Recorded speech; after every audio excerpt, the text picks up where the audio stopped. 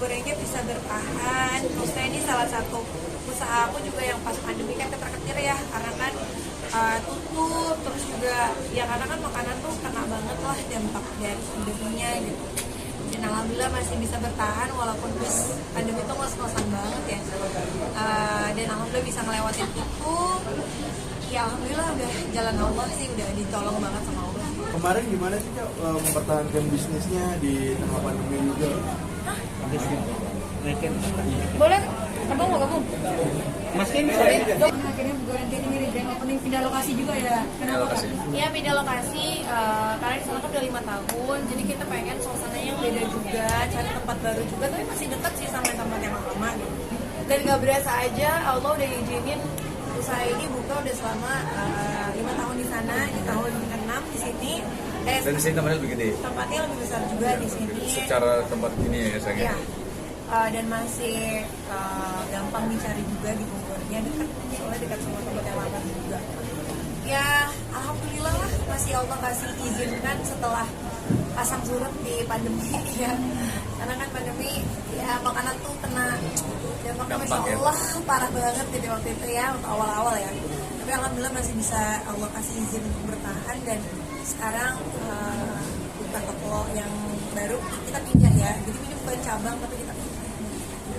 Apa aja sih Kak yang baru, makanannya juga Kak atau konsep makan juga Kak? Sebenarnya konsepnya kan lebih ikutan zaman sekarang, orang lebih nyaman, lebih bisa foto-foto di sini lebih nyaman. Di depan juga ada kafe. Kafe itu memang kita jualnya itu kopi duren gitu ya, biar beda. Terus Ada kopi lain juga sih. Ada kopi lain juga, tapi jadi kayak untuk kopi. Tapi di sini cake juga banyak. Kalau dulu kan hanya kue oleh-oleh, kalau di sini kue untuk makan di sini juga banyak. Jadi kita nambah berbagai macam kue aja sih sebenarnya. Apa grand opening ini dan ada konsep baru nih, salah satu strategi dari Kak Wisnu sama Kak Shiren juga ya, tetap bertahan di tengah badai pandemi ini. Ya karena memang kalau misalnya makanan kita nggak bisa itu aja sih ya, kita harus berinovasi terus. Mau jual apa lagi nih, makanannya mau diolah seperti apa, tempatnya mau diperbaiki seperti apa supaya orang masih mau datang gitu kan. Ya ikhtiar lah, dan alhamdulillah masih diterima, itu udah alhamdulillah banget. Berapa lama waktu yang dibutuhin nih Bang Wisnu untuk Renov. ya renov dan segala macam persiapan ini di grand opening ini? Ya ada mungkin sekitar segitulah 6 bulan. Tapi ya Tapi itu termasuk dari awal pindahan. ya dari awal pindahan kita waktu kontrak di sana juga udah habis kan. Akhirnya kita coba untuk meeting sama shareholder lainnya juga, artinya partner kami lah ya, partner kami. Terus waktu kita ngobrol, kayaknya kita mau pindah dari tempat yang lama karena memang berbagai macam inilah, artinya alasan gitu. Dan salah satunya karena mungkin kita lihat waktu ketika kita lihat tempat ini memang tempatnya besar, dan memang konsep kita mau kita bikin selain jualan oleh-oleh di sini gitu ya, tapi di satu sisi buat teman-teman yang mau nongkrong segala macam itu bisa di belakang gitu. Dan ada paket pernikahannya saya gitu. Ya karena kan kita kan ada venue-nya juga. Jadi aku lihat kan nggak semua orang mau tempat nikahnya itu besar, internet taman di belakang, tapi bisa sampai 100 orang sih. Jadi ya kita cobalah supaya tempatnya itu bermanfaat. Ini yang menarik, Wisnu sama Kak kan mengangkat kudapan lokal ya. Tadi kan bahannya bahan dari talas. Apa sih pertimbangannya dari Kak Wisnu sama Kak Shiren untuk mengangkat keanekaragaman makanan lokal gitu? Ya karena apa ya, kan kita ada di kota ini gitu ya. Kota ini terkenal dengan Bogor tuh terkenal dengan talas. Jadi kita harus angkat dong talas itu supaya anak-anak yang sampai sekarang itu tahu gitu loh. Oh talas itu ternyata enak ya diolah seperti ini, enak diolah seperti ini, enak, gak cuman talas aja gitu ya, tapi diolah tuh enak banget, talas kan enak gitu kan. Jadi diolah apa aja tuh enak, jadi enak. Tadi aku juga bikin ada yang jadi macam-macam gitu, jadi keripik juga enak, semuanya juga enak gitu kan. Jadi ya mencoba untuk mempertahankan ciri khasnya gitu. Dan apa ya, Kain Indonesia lah. Apa? Kain Indonesia itu kan salah satunya Ya. kalau menurut saya itu makanan. Betul. Coba kita lihat banyak orang tahu Indonesia itu salah satunya karena makanan. Kita bisa rendang, ya kan, maksudnya bilang makanan terenak di dunia gitu kan, versi apa waktu itu saya lupa. Cuma maksudnya dikenal sama orang. Jadi kita bahasanya salah satu, kalau menurut kami salah satu kekayaan Indonesia itu adalah makanan gitu. Nah, salah satu makanan yang memang di Bogor ini kita tahu dan kita kenal adalah talas gitu kan. Nah, biar bahasanya talas ini kita tetap dikenal, tadi Sharon udah bilang bahwa dikenal sama generasi sekarang. Kalau dulu orang tua kita pada tahu semua, teman-teman saya juga tahu gitu. Nanti mungkin sampai anak-anak kita yang memang mungkin secara generasi mungkin pengen sesuatu yang berbeda, mungkin kan artinya tadi kita bikin talasnya bikin di dessert ya, dessert box gitu ya. Jadi anak-anak juga tetap bisa menikmati dan diedukasi sama orang tuanya bahwa ini talas ini salah satu makanan khasnya Bogor gitu. Tapi ini diolah Pak jadi rent dessert gitu. Jadi kita harus angkat terus kan. Jadi jangan sampai nanti bahasanya tuh yang anak-anak sekarang, anak-anak kita itu nggak tahu gitu loh, oh talas itu apa gitu, karena mungkin ada makanan-makanan dari luar mungkin gitu ya. Jadi tetap kita harus edukasi, sosialisasikan ke teman-teman semua dan anak-anak kita. Mas, salah satu cara untuk bisa bertahan dari pandemi adalah berinovasi kan. Tadi selain menghadirkan talas, apa lagi sih inovasi yang dihadirkan di Bogor Antik ini dari sisi menu dan segala macam? Ya kalau menu kan menu makanan juga cepet banget berputar nih di Indonesia, menu-menu viral kita coba coba adakan, tapi itu nggak bertahan lama sebenarnya. Tetap yang bertahan lama itu yang lama, konsep kita yang lama gitu dengan makanan yang awal. Kalau yang menu-menu viral kita adain tapi cuma kayak berapa bulan kita ganti. Kita mencoba untuk ngejar market yang viral juga kan. Jadi ya memang makanan tuh harus berinovasi sih sebenarnya. Ya, karena kan muternya cepet banget kan. Karena ngetren makanan misalnya ngetrennya roti Korea gitu. Gitu. Ngetrennya nanti sekarang lagi roti-roti Prancis gitu kan. Tapi produk kita tetap ada. Tapi produk kita tetap kita hilangin. Cuma kan itu kita putar gitu kan, tetap ada. Atau varian-variannya, misalnya nih waktu itu kan green tea happening di mana-mana. Udah kita bikin green tea. Nanti beberapa bulan lagi kita bikin varian tiramisu. Berapa bulan lagi supaya orang itu nggak bosen gitu kan. Supaya orang nggak kayak udah pernah beli nggak beli lagi. Jadi kecuali yang fansnya banget sih, masya Allah mereka beli terus. Tapi kan ada orang-orang yang nggak terlalu suka dessert yang mungkin tidak bisa makan berulang-ulang, jadi kita bikin inovasi supaya mereka mau nyobain lagi. Sama kolaborasi mungkin ya, salah satunya ya, di antara mungkin menghadapi masa pandemi. Sama kayak di Malang juga, saya juga berkolaborasi dengan banyak pihak gitu, dan di sini juga artinya kita juga tetap mensupport produk-produk lokal Bogor ya, bahasanya kalau mau produk-produk lokal Bogor bisa beli di Bogor Antik juga. Terus selain itu juga kita membuka juga kerjasama dengan siapapun, artinya kayak misalnya kita ada rencana kerjasama dengan salah satu restoran di Bogor gitu, artinya kita buka juga di situ, artinya kita bisa mudah-mudahan artinya ada sinergi yang saling benefit satu sama lain. Nah ini terbuka untuk siapapun, artinya kolaborasi ini penting gitu. Nah itu kalau menurut saya beberapa cara untuk kita mengatasi pandemi ini lah. Mudah-mudahan bisa membantu satu sama lain, insyaallah. Mas, kalau untuk menjaga mutu dan quality control terjun langsung atau seperti apa? Karena tadi Mas Iran sempat ada kekhawatiran kalau artis yang kurang begitu enak dikomplain nih artis siapa nih gitu kan. Bukan itu kan mungkin stigma ya. Iya. Maksud dari pandangan dari orang tuh kayak misalnya ada seperti ini gitu. Stigma itu kan harus menjadi introspeksi dirinya kita kan. Maksudnya kayak aku nggak mau orang ngeklaim cuman sembarang aja jualan tapi nggak enak. Justru itu jadi beban menurut aku yang bagus dan aku sampaikan gitu loh ke mereka. Kita nggak boleh tutup kuping, kita harus buka kuping, tapi kita juga bukan baper, tapi kita harus introspeksi diri nih, apa nih kurangnya. Oke, kita perbaiki rasanya misalnya gitu. Jadi dan kebetulan memang aku juga suka baking, jadi memang aku agak kritis banget sama tim di sini dalam mau launching satu menu pun kayak aku nggak mau menu ini keluar karena menurut aku belum enak. Aku mau menu ini keluar karena menurut aku udah oke, udah enak. Jadi kayak cuma kan ini aku juga nggak bisa terlalu idealis banget karena kan belum tentu mulut aku selera semua orang. Jadi kayak biasanya ada menu baru aku cobain sama satu orang rumah gitu. Bener nggak nih kata aku gini. Cuma tetap ujungnya putusannya di aku kalau untuk menu ya gitu. Tapi kalau untuk yang lainnya Kak Wisnu juga bantu ngasih advice ke aku. Terus di sini juga ada timnya juga dan ada partner kita juga. Maksudnya di Mator itu cukup hanya dengan 2 cabang, satu di sini, satu di Cisarua. Cabang sebenarnya selain 2 itu ada beberapa yang lain. Cuman efek pandemi itu membuat kita beberapa tutup. Itu nggak bisa kita hindari lagi. Iya, jadi kan gini, saya kayak waktu itu kan konsep awal itu kan orang datang liburan ke sini bawa pulang produk kita. Cuma waktu itu siapa yang liburan? Ada kan ikut, gitu kan.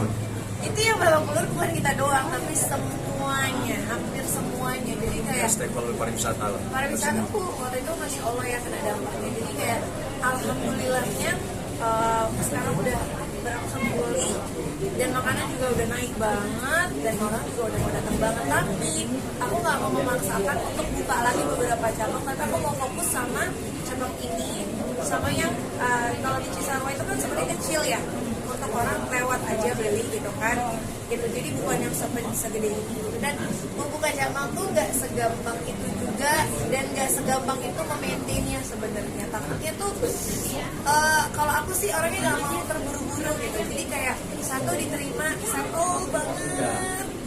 Kalau itu kan membuka karena alhamdulillah udah bagus, tapi kan kita nggak ada yang pernah tahu ada pandemi di dunia ini. Jadi ya pandemi datang ya kita harus mau nggak mau gitu. Kalau kolaborasi dengan Malang Strudel, nah Strudel kalau di sini renting, Beda, Malang beda manajemen. Enggak, bukan beda manajemen. Beda. Jadi supaya orang Bisnis modelnya. Iya, jadi biar maksud kamu gini, banyak sebenarnya nawarin, kenapa sih Rene gak buka di Jakarta? Kenapa sih Rene gak buka di Malang contohnya? Atau di mana? Atau kan bisa kan nebeng sama tokonya suami? Masih Pak ya? Cuman aku mikirnya gini, namanya kan Bogor ini. Ya kalian harus datang ke Bogor untuk dapatin ranking. Namanya Malang Strudel, harus datang ke Malang untuk dapat. Kecuali ada event-event yang kita datangin di beberapa kota, tapi kan itu kayak special event aja. Tapi banyak banget yang nawarin Bogor yang bukan Jakarta dan aku solo. Jadi kayak udah lo datang ke Bogor, atau lo nitip siapapun yang lagi datang ke Bogor. Konsepnya memang oleh-oleh konsepnya. Mas, tapi dengan kondisi pandemi yang memberikan dampak terhadap industri terutama makanan, kedepannya potensinya setelah dari pandemi ke endemi seperti apa nanti?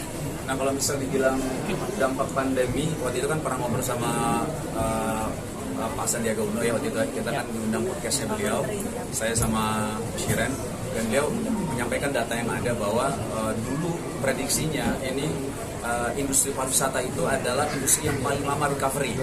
Nah, tapi kan kita berharap jangan sampai seperti itu. Dan alhamdulillah ketika akhirnya lockdown sudah mudah, gitu kan kita bisa jalan-jalan dengan prokes ya gitu ya, prokes yang ketat. Alhamdulillah itu kan lonjakannya luar biasa banget.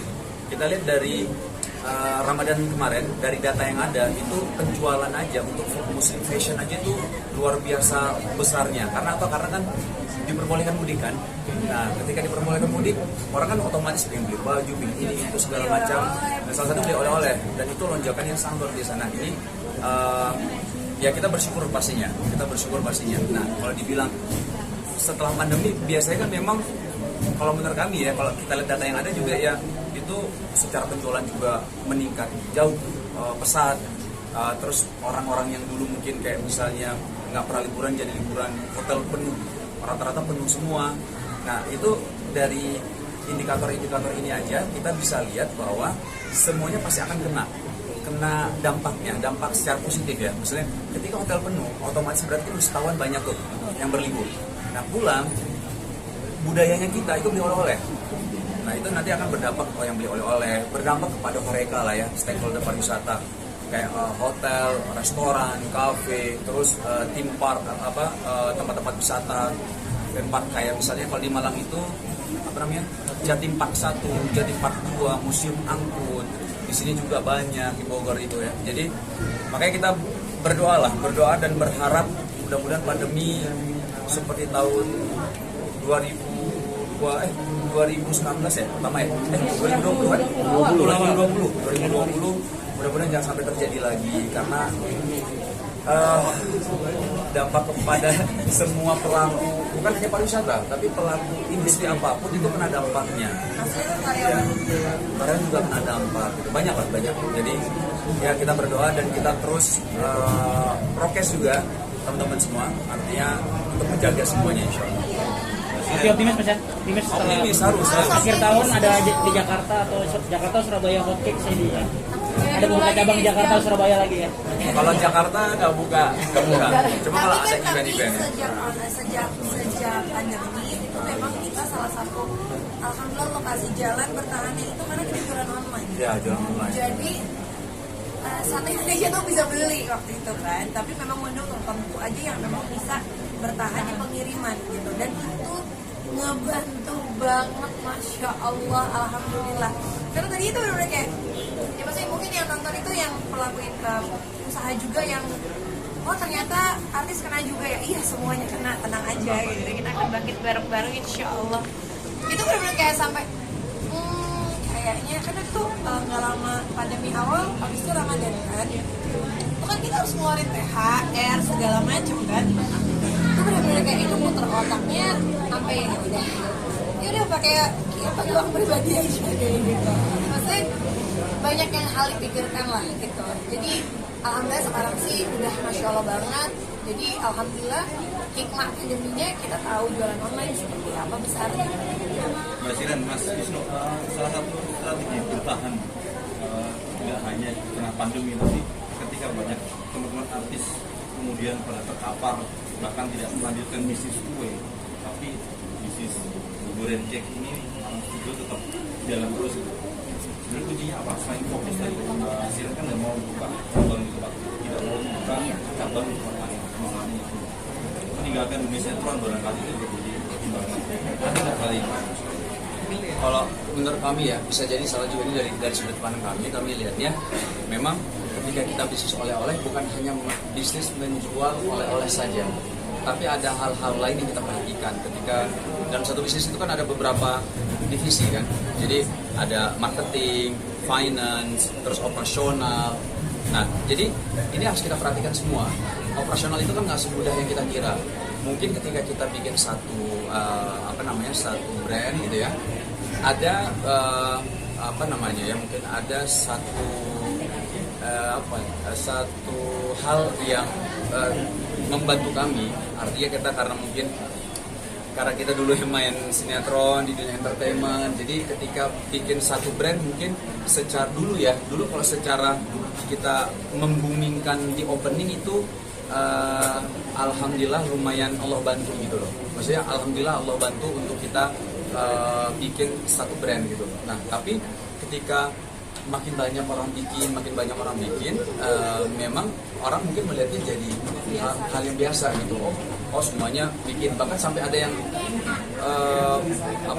orang beranggapan bahwa ini belakangnya sama semua nih, padahal nggak sama semua gitu. Ada beberapa yang punya brand ya brand mereka sendiri gitu. Cuman masalahnya memang soal operasional kita harus pikirkan, soal produksi juga kita harus pikirkan. Dari produksi aja, kayak produksi Siren, R&D ini kan hal yang sangat penting. Kayak Siren bilang inovasi produk itu kan berarti dari R&D ini harus benar-benar kuat gitu loh. Terus operation ini bukan hal yang gampang juga gitu.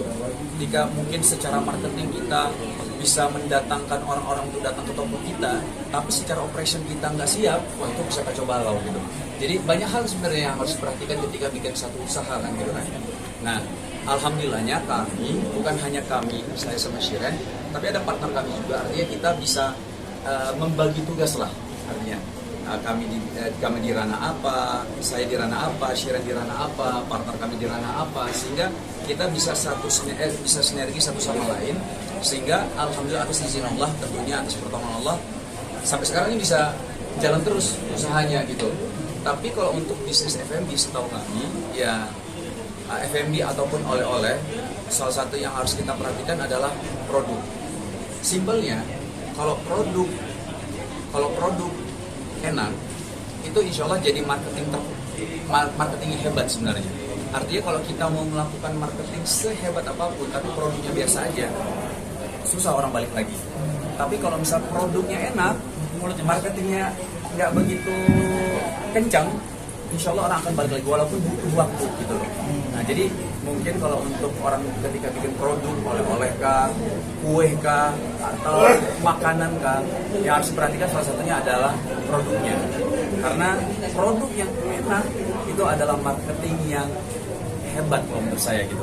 Jadi insya Allah orang akan balik lagi dengan sendirinya karena produknya memang dikangeni.